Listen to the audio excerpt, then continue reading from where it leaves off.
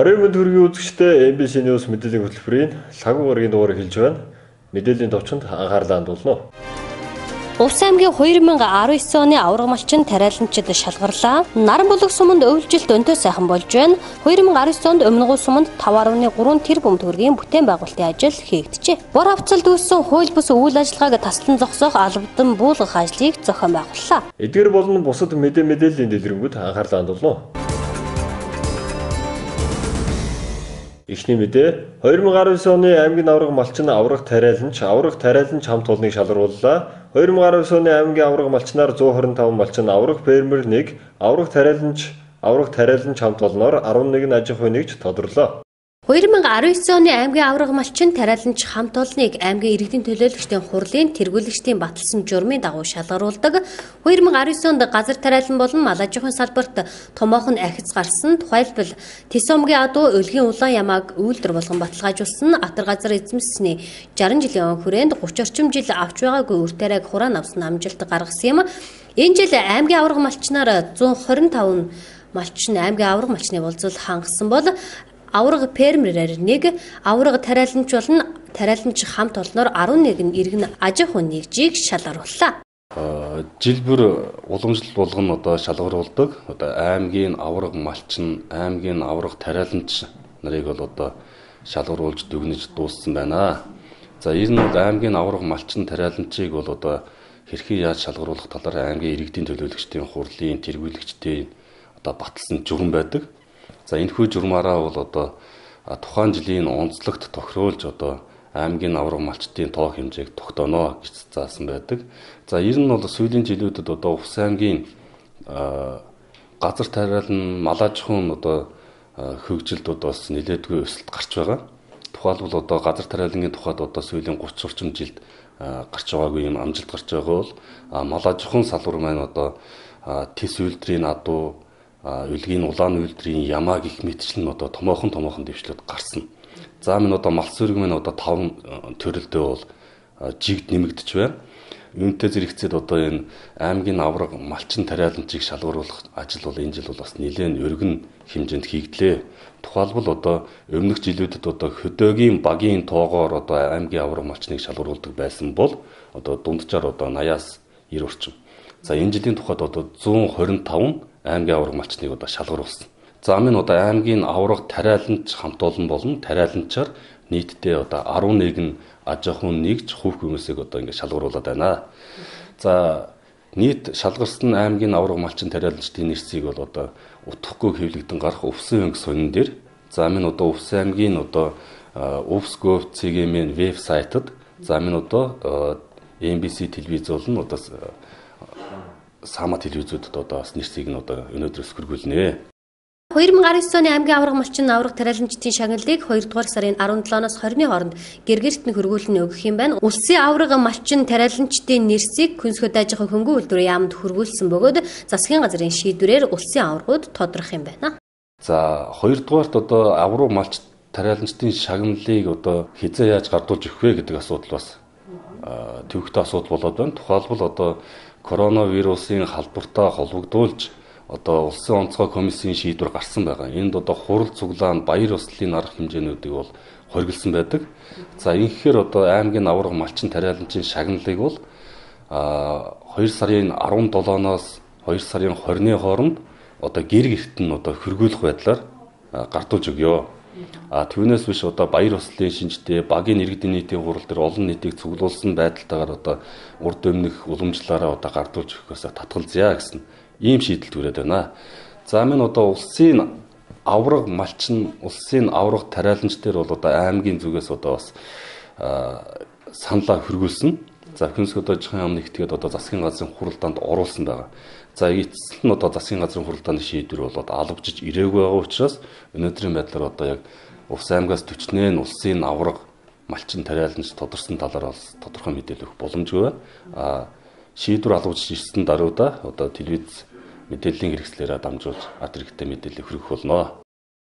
2019 оны аймгийн аварга малчнаар Баруун Түрэн сумаас 2 малчин, Бөхмөрөн сумаас 5 малчин, Давс сумаас 4 малчин, Завхан сумаас 5 малчин, Зүүн Говь сумаас 6 малчин, Зүй ангаас сумаас 7 малчин, малчин сумаас 9 малчин, Наранбулаг сумаас 14 малчин, Үлгийн сумаас 6 малчин, Өмнөговь сумаас 6, Өндөр хангаас сумаас 6 малчин, Сагил сумаас 9 малчин, Тариалан сумаас 4 малчин, Түргэн сумаас 5 малчин, Тис сумаас 10 малчин, Ховд сумаас 6 малчин, Хиргас сумаас 6 малчин, Цагаан архан сумаас 5 малчин, Улаанов сумаас 10 малчин аймгийн аварга малчнаар тодорчээ.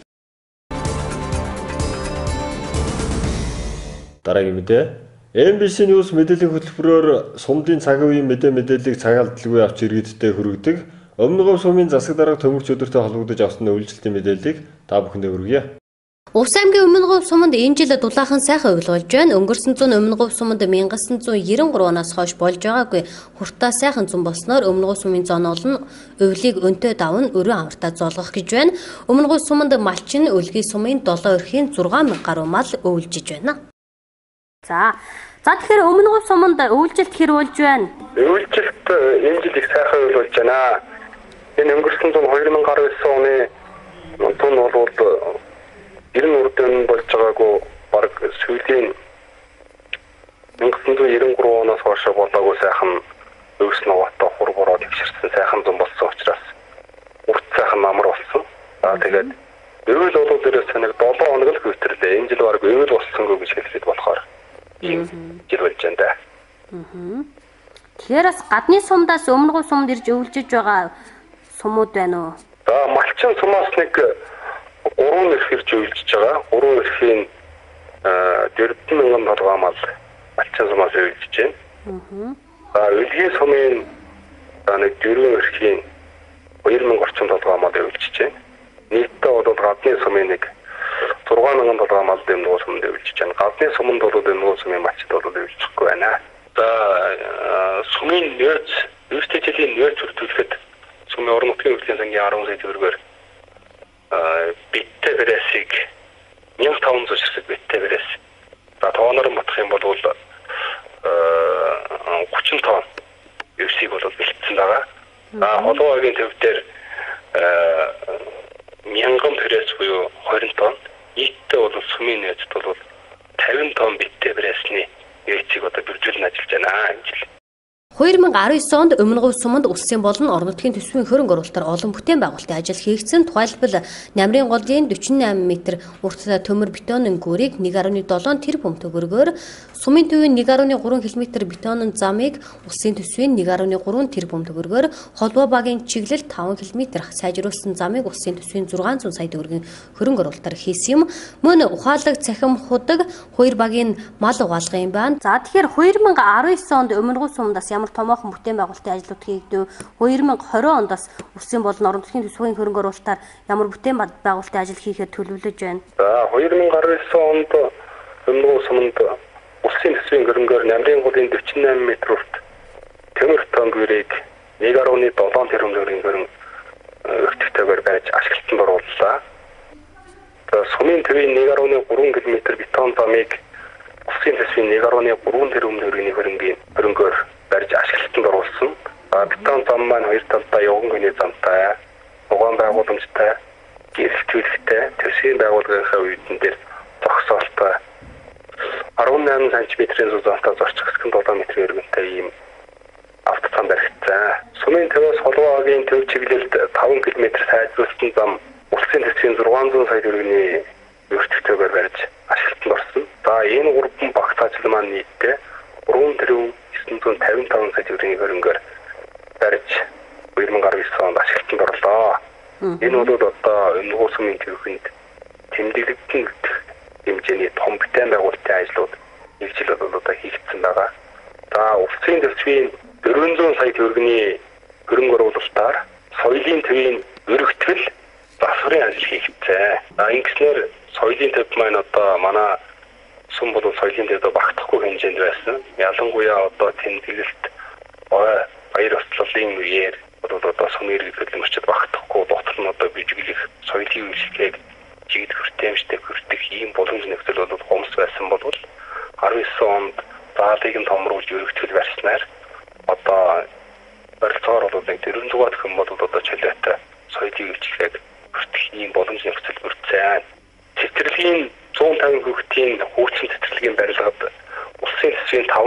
төвөргийн төсөв төртөгтэйгээр чигт засварын ажил хийгдлээ.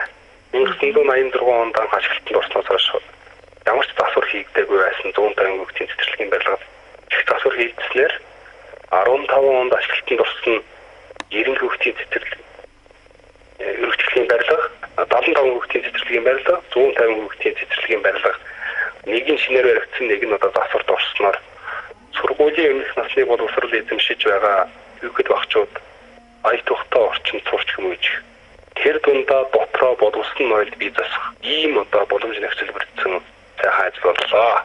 Суманда одоо сумын хуучин халуун ус одоо өвлийн цагт бас халаалтмын учраас бас болохгүй байна гэдэг ийм шаардлага хүмүүс олнороо тавьсан учраас сумын орон нутгийн өвлийн сангийн 15 сая төгрөгийн хөрөнгө оруулалтаар шинээр нэгдсэн халаалтад одоо ойрхон тийм газар өгч халуун усыг бол ашиглалтанд орууллаа. Халуун усаар бол одоо иргэд одоо тогтмол тасралтгүй бас үйлчлүүлж байна. Ховдын гол Баялгийн аймгийн Баян усмтай хилэлдэг хэсгээр нуу сумын иргэд хөдөлмөрчд, малчид хадлан авах, намаржааны бүрт одоо орж буух нөхцөл боломжийг бүрдүүлэх үүднээс ховдын гол дээр бирва зарж байгаа. Бирватын ажил орон нутгийн сумын орон нутгийн үүдийн сангийн 2 сая төгрөгийн хөрөнгөөр хийгдэж байна. Одоогийн байдлаар бол одоо яг 50 хийгдсэн. Зөвхөн нь одоо хоёр талын бэхлэлийн асуудал бол одоо хийгдэж байна. Энэ 5 сар гихт бол одоо ашиглалтанд орчихно. Ингэснээрээ манай сумын иргэд өөрийнхөө сумын нутаг дэвсгэртээр байгаа голоор гарч их голыг гарч одоо хадлан авч чадахгүй байсан талбайгаа бүрэн ашиглах. Намарт одоо бирвазыг ашиглаж нүүдэлж орж бэлчээрээ бүрэн төрн ашиглах юм боломж нөхцөлбөрднэ. За Баян гол багийн мал угаалгын байна, Холбоо багийн мал угаалгын байна, Хоёр багт шинээр мал угаалгын байныг 12 сая төгрөгийн сумын орон нутгийн үүдийн сангийн хөрөнгөөр хийж ашиглалтанд орууллаа. Дундын эмнэлгийг зайн үйлчлэхөөний цахим системд эдний толгосон. Сумын орон нутгийн үүдийн сангийн 6.5 сая төгрөгийн хөрөнгөөр цахим систем толгоолаа. Тэгэхээр яаралтай одоо зарим мэрэгжлийн чинь зөвлөгөө авах шаардлагатай ийм өвчтөнд заавал одоо аймгийн төв Улаанбаатар руу одоо цаг хугацаа алдаж явахгүйгээр зайн үйлчлэхээ ашиглаад холбогдоод одоо зөвлөгөө авах ийм боломж нөхцөл бол бас бүртээ. Цэцэрлэгийн өргөтгөл, соёлын төвийн өргөтгөл, халуун усыг сумын орон нутгийн хөгжлийн сангийн 15 сая төгрөгөөр Улаастаа багийн нутаг Ховдын голд бирва зарах зэрэг олон ажлыг 2019 онд хийжээ. За тэгээд ерөнхийдөө бол энэ суманд бол ийм хэмжээний хөрөнгө оруулалт бүтээн байгуулалтын ажлууд бол хийгдсэн. 5.3 тэрбум төгрөгийн ажил хийгдсэн байгаамаа. Тэгээд эмнэлгийн үжилтүүд бол одоо маш сайн байгаа. 0-5 насны хүүхдийн нийтлэггүй за хожуу хяналтанд орсон их байхгүй ийм үжилт нь бол айгүй сайн байгаа. За дээр нь бол сумын засварын дамгын газраас бол тэрийг үйлчлэгийг иргэдэд хүргэх чиглэлээр ирээдүйн ажлыг санаачилж хийж сумын засварын 2016-аас 20 оны мөрийн хөтөлбөр Баян дэрэн үеийн биелэлттэй сумын 19 оны үндсэн чиглэл маань 92.6% биелэлттэйгээр одоо үйл ажиллагаа явуулж байгаа. Зэрэг амжилтаараа Юмнуус сум одоо 2019 онд Усангийн 19 сумаа тэргүүлж эдгээр харин орсон. Мөн сум дундын эмнэлгийг зайн онцлогооны цахим системд холбох төхөөрөмжийг 6.5 сая төгрөгөөр авч өгсөн бөгөөд хүнд өвчтнүүдийг суманд нэмчлэх заавар зөвлөгөө авах боломж бүрджээ. 2020 онд улсын төсвийн 750 сая төгрөгийн хөрөнгө оруулалтаар ерөнхий боловсролын сургуулийн их засварын ажил, Азийн хөгжлийн банкны бүсэлтгөө тусламжаар 100 тэрбум төгрөгийн сум дундын төв болгон хөгжүүлэх төсөл 10 жилийн хугацаатай өмнөх суманд хэрэгжих юм байна.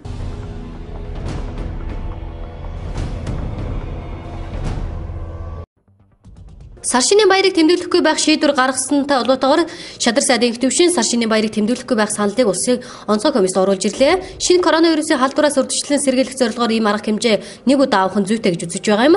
Хөл хөдөлгөөнийг хориглох асуудал хамгийн гол нь бусад орноос авшуулах хамгийн том сургамж бол хөл хөдөлгөөнийг хорж чадаагүйтэй холбоотой. Энэ сургамжаас бид бүхэн суралцах ёстой. Коронавирусээс урьдчилан сэргийлэх зорилгоор Монголын уламжлалт сар шинийн баярыг тэмдэглэхгүй байх асуудлыг холбогдох байгууллага албан тушаалтнууд тавьж шийдвэрлүүлнэ. Гэр бүлийн гишүүдийн дунд золголтоо хийх нь ойлгомжтой зүйл, үүнийг ихэд туйшруулж ойлгож болохгүй хөл хөдөлгөөнийг бүрэн хязгаарлан Улсын онцгой комиссаас саршины баярыг тэмдэглэхгүй байх шийдвэр гаргалаа.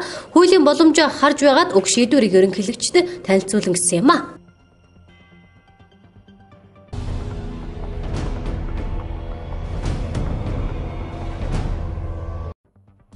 Монгол банкны ерөнхийлөгчийн тушаалаар 2006 онд үйлдвэрлэгдсэн 20 мянган дэвсгэртүүдийг 2020 оны 3 дугаар сарын 1-ний өдрөөс эхлэн гүйлгээнээс татахаар боллоо. 2006 оны энэхүү дэвсгэрт нь олон нийтэд зориулсан түвшний хамгаалалтын элемент хангалтгүй байдгаас уг дэвсгэртийг их хүчлэн хуурамчаар үлдэж байна. Иймээс 2020 оны 3 дугаар сарын 1-ээс эхлэн уг дэвсгэртээр төлбөр тооцоо хийхийг зогсоож буй бөгөөд иргэд уг дэвсгэртийг 2022 оны 3 дугаар сарын 1-ний өдөр хүртэл 2 жилийн хугацаанд банкудад болон Монгол банкнд хандан шин дэвсгэртээр чөлөөтэй солиулж болно. Иргэдэд сануулж хэлэхэд 2006 оны 20 мянган төгрөгийн дэвсгэрт нь ямар нэгэн цонхгүй, туузгүй арт талын зүүн доод буланд 2006 гэсэн тоотой байх бөгөөд хуурамч бус ийм тэмдэгт эзэмшиж буй этгээд 2022 оны 3 дугаар сарын 1-ний өдөр хүртэлх хугацаанд солиулж авах эрхтэй юм а.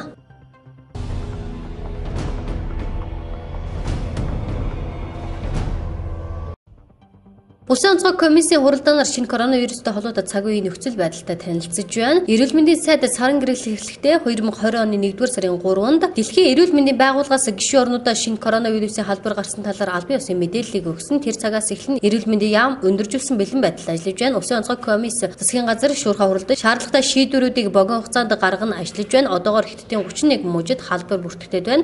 Түүнчлэн 90 хотод 39 тохиолдолд бүртгэгдэж өндөржүүлсэн бэлэн байдлын 1-р зэрэглэлд шилжсэн тухайга албан ёсоор мэдээллээ. Эрсдэл улам бүр өндөр болж байна. Дэлхийн эрүүл мэндийн байгууллагаас 3,000 онцлогоор хандуулахаас маргааш 500 ширхэг онцлогоор ирэх гэж байна. Эрүүл мэндийн ажилтнуудын 100,000 хувийн хамгаалах хэрэгслээр хангалаа. Халдвар гарвал цэргийн төв эмнэлгийг коронавирусын эмчилгээний үед тусгаарлан ажилуулна. Халдвар өвчин судлалын үндэсний төвд мөн 200 ор бэлэн байгаа. Амны хаалт дэлхийн нийтэд хомсдолтой болсныг Дэлхийн эрүүл мэндийн байгууллагын ерөнхий захирал өөрөө зарласан. Ийм нөхцөлд маскны асуудлыг шийдвэрлэх тодорхой саналууд гарсан. Амралтын өдрүүдэд өөрийн цахим хаягаараа дамжуулан сар шинийн баярыг энэ жил тэмдэглэхгүй байх нь зөв гэсэн тандалтыг миний бие хийсэн. Иргэдийн 87% нь энэ жил тэмдэглэхгүй байх нь зөв. Бид урьдчилан сэргийлэх нь зүйтэй гэсэн санал өгсөн байна. Бидний хажууханд халдварын эрсдэл байна. Тэгэхээр Улсын онцгой комиссаас энэ талаар тодорхой шийдвэр гаргаж ард иргэдэд эргэл зүйн мэдээлэл шийдвэрийг Улсын онцгой комисс гаргаж өгөх нь зүйтэй гэж мэдэгдсэн юм а.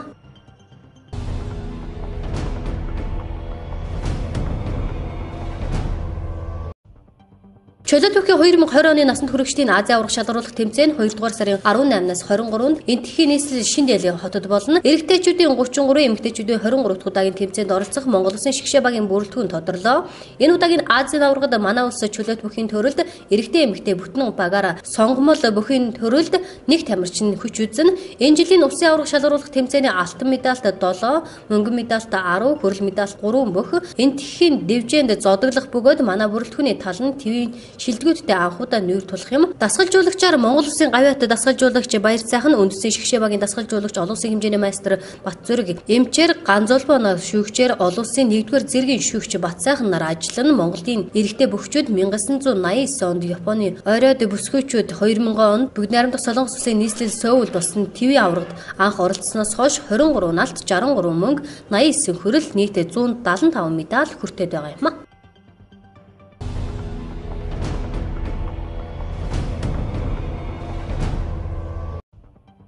Монгол Улсын шадар сайд онцгой байдлын ерөнхий газрын даргын баталсны өдөр дэмжийн дагуу нийслэлийн нутаг дэвсгэрт байршилтай хүн ам олноор цуглардаг худалдаа олон нийтийн байгууллагуудын барилга байгууламжид гамчгаас хамгаалах болон галт төмрийн улсын хяналтыг хэрэгжүүлэх төлөвлөгөөт шалгалт хийлээ. Шалгалтаар нийт 109 байгууллагыг хамруулж галын аюулгүй дүрм норм стандартын холбогдох заалтыг зорчсон 728 зөрчил илрүүлж 118 зөрчил буюу 16.2%-ийг газар дээр нь арилгуулсан байна. Бусад 610 зөрчил буюу 83.8%-ийг арилгуулахаар галт төмрийн улсын хяналтын байцаагчийн заавал биелүүлэх албан шаардлага 69, мэдэгдэл 29, танилцуулах 2-ыг тус бичиж байгууллагуудын шийдвэр гаргах эрх бүхий албан тушаалтанд хөргүүлж хэрэгжилтэнд нь хяналт тавина ажиллаж байна гэж онцгой байдлын ерөнхий газраас мэдээллээ. Дараагийн мэдээ аймгийн засаг даргын орлогч Нэм самбуугаар ахлуулсан аймгийн цагдаагийн газар, мэргэжлийн хяналтын газар, байгууллага орчны аялал жуулчлалын газар, тариалан сумын удирдлага болон хэвлэл мэдээллийн албаны төлөөллөөс бүрдсэн ажлын хэсэг тариалан сумын бор хавцалд ажиллалаа. Улс аймгийн засаг дарга урлагч Нэмсанбогоор ахлуулсан аймгийн цагдаагийн газар, мэргэжлийн хэлтийн газар, байгаль орчин аялал жуулчлалын газар, тариалан сумын удирдлага болон хэвлэл мэдээллийн албаны төлөөллөөс бүрдсэн ажлын хэсэг тариалан сумын бор хавцалд ажиллалаа. За өнөөдөр 2020 оны 2 дугаар сарын 10-ны өдөр одоо аймгийн засаг даргын захирамжаар байгуулагдсан ажлын хэсэг нь бор хавцалтаар ажиллаж байна. Бор хавцалтаар одоо төрийн байгаль орчны яамнаас томилтоор ажиллаж байсан ажлын хэсэг бол ирж газар дээр нь танилцаад 2 сарын 11 хүртэл одоо нөхөн сэргээх үйл ажиллагаа хий гэдэг өөрөг чиглэлийг өгөөд явсан байгаа. Тэрний дагуу өнөөдөр бид нар бол 2 сарын 10-нд гүйцэтгэлийг нэрж шалгаж үзэж байгаа газар дээр нь. За үзэж харахад бол бас нөхөн сэргээлтүүд хийгдээгүй дутуу ажлууд нэлээд байна. Энэ дээр нь бид нар одоо цагдаагийн хургаар өгний бүрэлдэхүүнтэй за байгаль орчны байцаагч, мэргэжлийн хэлтийн байцаагч болон одоо миний бие одоо ажил ахлагчийн үед одоо бэлэн хэсэг ахлагчийн үед одоо ирээд ажиллаж байна. Газар дээр нь ажиллаад одоо бид нар бол бас өнөөдөр энэ дутуу нөхөн сэргээгч байгаа ажлуудыг гүйцээх, за шинээр нөхөх хуулахгүй байх, ухсан нөхөдийг үрдийг нь одоо булж аюулгүй болгох, за дараалалтаа бол ирнэ.